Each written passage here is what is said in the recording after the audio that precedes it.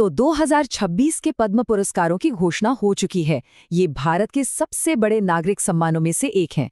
तो आखिर ये पुरस्कार हैं क्या और इस साल किन-किन लोगों को सम्मानित किया गया? चलिए इस साल के विजेताओं और इन सम्मानों के महत्व को थोड़ा और गहराई से समझते हैं। इस साल पूरे 131 लोगों को उनके शानदार काम के लिए सम्मान मिला है। सोचिए, 131 लोग।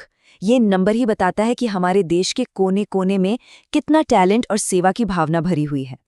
लेकिन सवाल ये है कि आखिर ये पद्म पुरस्कार हैं क्या और इन्हें इतना जरूरी क्यों माना जाता है? चलिए इसी सवाल से शुरू करते हैं। देखिए, पद्म पुरस्कार जो हैं वो भारत के सर्वोच्च नागरिक सम्मानों में गिने जाते हैं।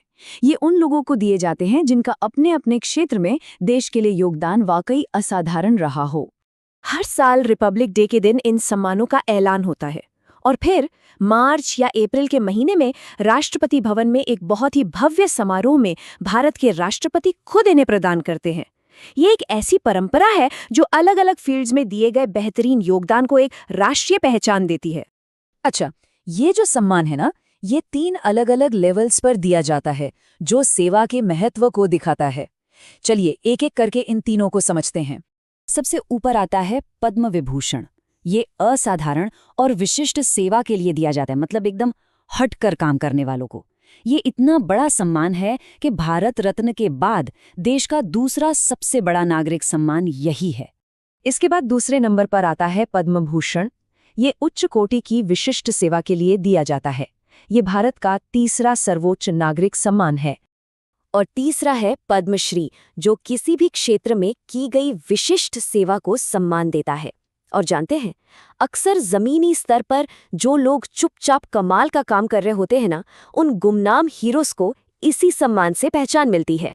तो अब जब हम इन तीनों कैटेगरीज को समझ चुके हैं, तो चलिए सीधा देखते हैं कि इस साल यानी 2026 में ये पुरस्कार किसे और कितनी संख्या में मिले हैं। ये देखिए, इस साल के कुल 131 पुरस्कारों का ब्रेकडाउन कुछ ऐसा है। 5 पद्म विभूषण, 13 पद्म भूषण और सबसे ज्यादा पूरे 113 पद्मश्री।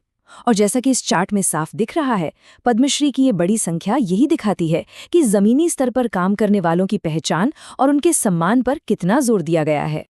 चलिए अब कुछ बड़े नामों पर नजर डालते हैं जिन्हें इस साल सम्मानित किया गया है, और शुरुआत करते हैं सबसे बड़े सम्मान पद्म विभूषण से। इस साल के 5 पद्म विभूषण विजेता सब अपने अपने फील्ड के दिग्गज हैं। कला के क्षेत्र से श्री धर्मेंद्र सिंह देओल जी को मरणोपरांत ये सम्मान मिला, और साथ ही वायलिन की दुनिया की उस्ताद सुश्री एन राजम जी को भी। पब्लिक अफेयर्स से श्री केटी थॉमस और श्री वीएस अच्युतानंदन जी को मरणोपरांत सम्मानित किया गया, और साहित्य एवं शिक्षा के क्षेत्र से श्री पी नारायणन जी का नाम इस लिस्ट में है। पद्म भूषण की लिस्ट भी क्या कहने, इसमें भी कई जाने माने चेहरे शामिल हैं, जैसे कला के क्षेत्र से मशहूर गायिका सुश्री अलका याग्निक और एक्टर श्री ममूटी, व्यापार जगत से श्री उदय कोटक, खेल की दुनिया से श्री विजय अमृतराज और सार्वजनिक मामलों से श्री भगत सिंह कोश्यारी जैसे नाम इस सूची की शोभा बढ़ा रहे हैं। लेकिन देखिए, पद्म पुरस्कारों की असली खूबसूरती सिर्फ बड़े नामों में नहीं है, बल्कि इसकी विविधता में है। और इस साल की लिस्ट तो इसका एक शानदार उदाहरण है। आइए देखते हैं कैसे। ये चार्ट इस साल की विविधता को कितनी अच्छी तरह से दिखाता है। विजेताओं में 19 महिलाएं हैं, 16 सम्मान मरणोपरांत दिए गए हैं और 6 पुरस्कार विदेशी या प्रवासी भारतीयों को मिले हैं। ये वाकई में इन सम्मानों के समावेशी चरित्र को दर्शाता है। और ये सम्मान जीवन के हर क्षेत्र से आते हैं, कला और सामाजिक कार्य से लेकर विज्ञान और इंजीनियरिंग तक, व्यापार, चिकित्सा, साहित्य, शिक्षा और खेल। कोई भी ऐसा क्षेत्र नहीं है जहां के उत्कृष्ट योगदान को सराहा ना गया हो। तो अंत में पद्म पुरस्कार केवल एक सम्मान नहीं है, ये सेवा की भावना का उत्सव है। हर एक विजेता की कहानी पूरे देश के लिए एक बहुत बड़ी प्रेरणा है।